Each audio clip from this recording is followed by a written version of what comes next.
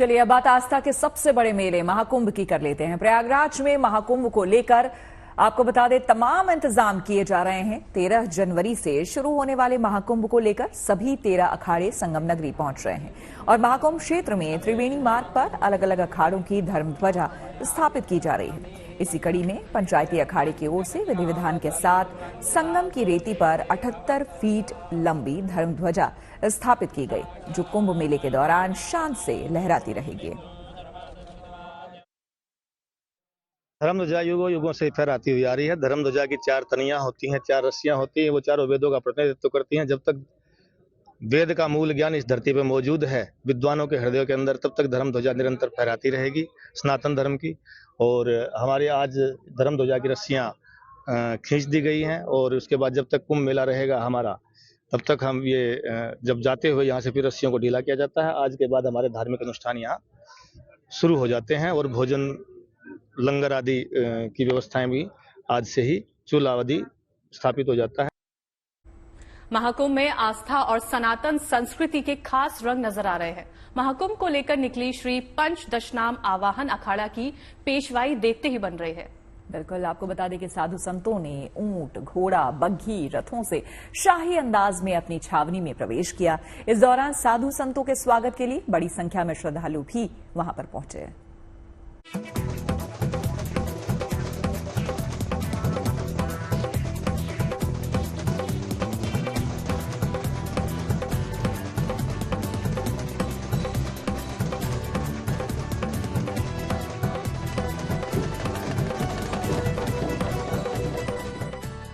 ये अद्भुत रंग है महाकुंभ में श्री पंच दशनाम आवाहन अखाड़े की पेशवाई के। इस अखाड़े ने पूरे शाही अंदाज में रविवार को जब कुंभ क्षेत्र में अपनी छावनी में प्रवेश किया तो यहाँ की छटा देखते ही बनी।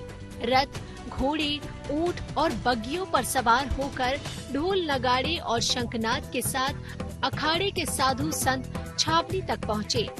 साधु संतों की इस पेशवाई को देखने के लिए सड़क के दोनों ओर बड़ी संख्या में भीड़ जमा रही और लोग इस अद्भुत क्षण की तस्वीरें लेते दिखे।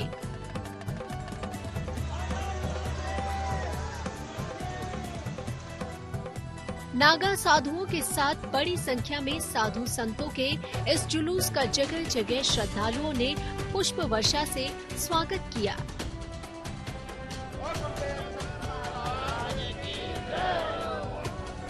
शरीर पर भस्म भभूत के साथ चंदन और तिलक लगाकर साधु संतों का जत्था हर हर महादेव के जयकारे लगाते हुए आगे बढ़ता रहा।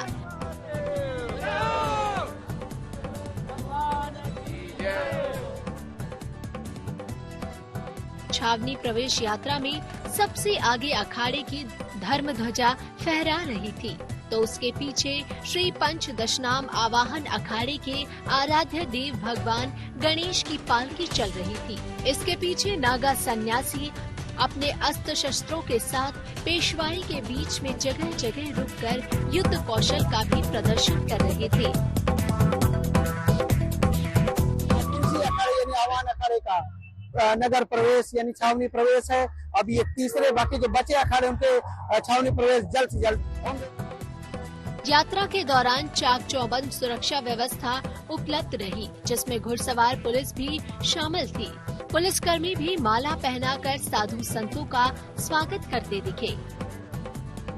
जो समस्त उनके अखाड़े के लोग आगमन किए हैं, उनके मेरे द्वारा स्वागत किया गया है। जो भी उनके कैंप हैं, जो उनके प्रमुख पदाधिकारी हैं, प्रमुख संत हैं, उन सब की सुरक्षा की जाएगी और उनके कन्वीनियंस का ख्याल रखा जाएगा। इसके साथ इस अखाड़े के इष्ट देवता श्री गजानन और श्री दत्तात्रेय स्थापित हो गए और रविवार से ही इस अखाड़े के साधु संतों के शिविर कुंभ क्षेत्र में सज गए।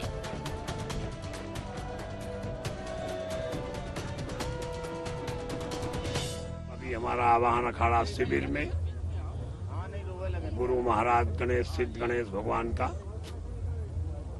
स्थापना हुआ। अब यही नित्य कर्म रहेगा, पूजन, पठन, पाठन। हम लोगों का यही उद्देश्य है कि पूजा करना, पठन करना, सनातन धर्म का प्रचार प्रसार करना।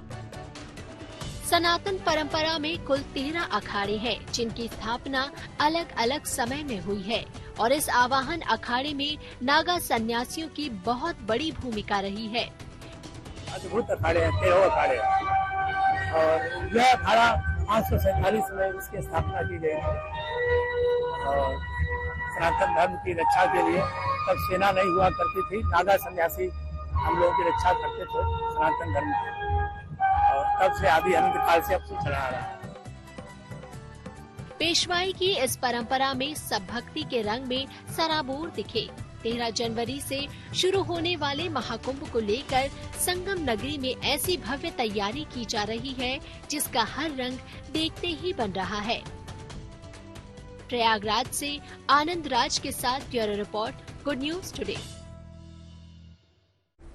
तो बात जब महाकुंभ की हो रही है तो आपको बता दें यहाँ पर ऐसे ऐसे बाबा लोगों का प्रवेश यहाँ पर हो रहा है जो कि सबको हैरान भी कर रहे हैं और आकर्षित भी कर रहे हैं। और तो चलिए आपको मिलवाते हैं ई रिक्शा वाले बाबा से जिन्होंने ई रिक्शा को अपना घर बना लिया है। इनका ई रिक्शा भी अनोखा है।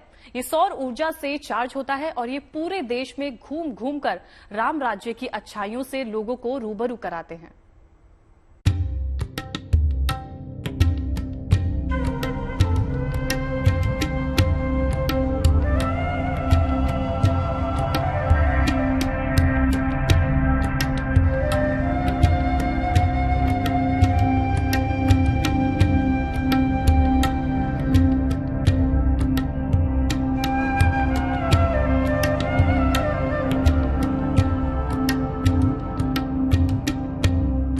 हमारे पीछे जो साधु हैं ये ई रिक्शा वाले बाबा हैं, यानी आप समझिए 30 साल पहले इसने अपने दैनिक जीवन को इन्होंने त्याग कर दिया और अब ये साधु के वेश में आ गए हैं।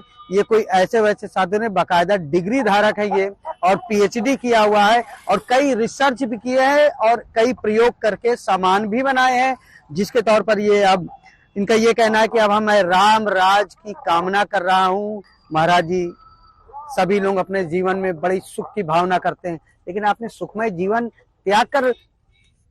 मैं अपने जीवन में सुख सब देखा और मैं अपने जीवन से पूर्ण संतुष्ट था, लेकिन प्रभु का इतना कड़ाई से आदेश था कि मुझे घर छोड़ना ही पड़ा। नहीं तो 1 महीना का तुरंत मरो फिर जन्म ले, गया भूल गया, यही शब्द आंख लगता था, यही आकर कहता था। मैं जब घर छोड़ा तो वही कैंसर कहाँ गया क्या हुआ पता था। 30 साल हो गए महाराज, अब क्या संकल्प है आपका? यही संकल्प है कि ये दुनिया में मानव जाति में जिस तरह से मानव को राम ने एक सिद्धांत से तो दुख दर्द मिटा दिया। राजा राम ने कभी अपने को भगवान नहीं कहे, अपने कर्म से ऐसा संसार बनाया मानव का कि सबने उसे पूजनीय माना। राम राज्य कैसी शासन व्यवस्था जिसमें गरीब मानव हो ही नहीं सकता।